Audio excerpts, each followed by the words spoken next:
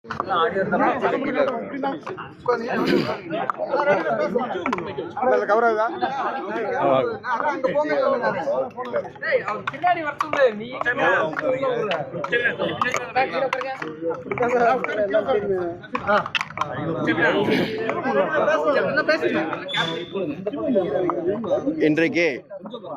கோவை மாநகராட்சியினுடைய சாதாரண கூட்டம் நடைபெறுது. அது யாரோட தலைமைன்னு கேட்டா, கடந்த 5 வருஷமா 4.5 வருஷமா ஊழல் ஊழல் ஊழல்னே நடந்த ஒரு மாநகராட்சியுடைய மேயர் தலைமையில், திமுக மேயர் தலைமையில் கோவை மாநகராட்சி கூட்டம் நடக்குது.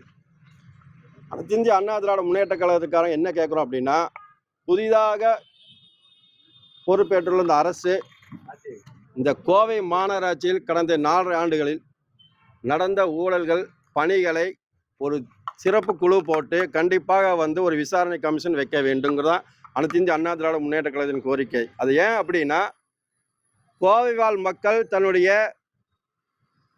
ரத்தத்தை வேர்வையாக சென்று மாநகராட்சிக்கு வரி கட்டின பணத்தில் பல கோடி ரூபாய் ஊழல் நடந்துக்கிற எங்களுடைய பகிரங்க குற்றச்சாட்டு. அதன் அடிப்படையில் இப்போ புதுசாக வந்திருக்கிற அரசு, அதாவது தீய சக்தியை விரட்டுவான்னு சொல்லிட்டு வந்தாங்க.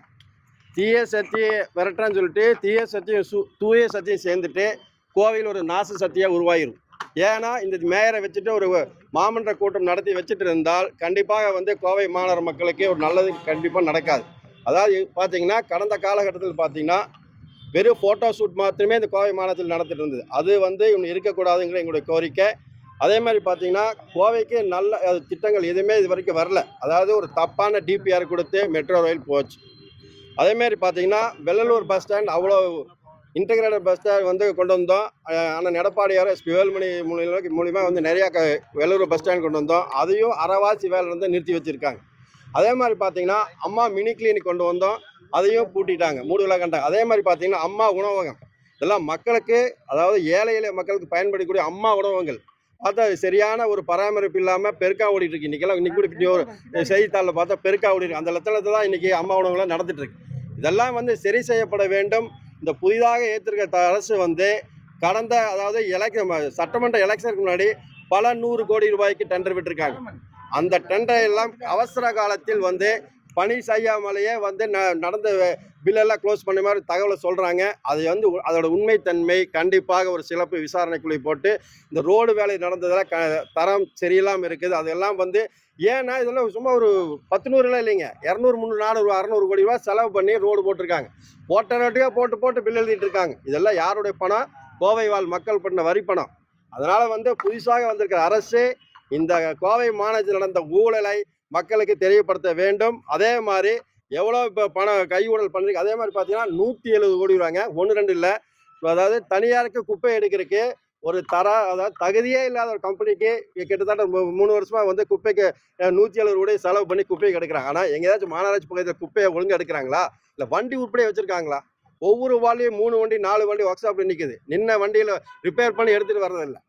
அந்த இடத்துல தான் இந்த மாநகராட்சி நடத்திருக்கு. அதாவது ஏற்கனவே பார்த்தீங்கன்னா வெள்ளலூரில் 74 லட்சத்துக்கு டீ குடித்தாங்க. அது மாதிரி பல 100 கோடி ரூபாயை இந்த ரோடு போட்டதில் மோசடி நடந்திருக்கு. இது கண்டிப்பாக விசாரணை செய்ய எங்களோட கோரிக்கைங்க.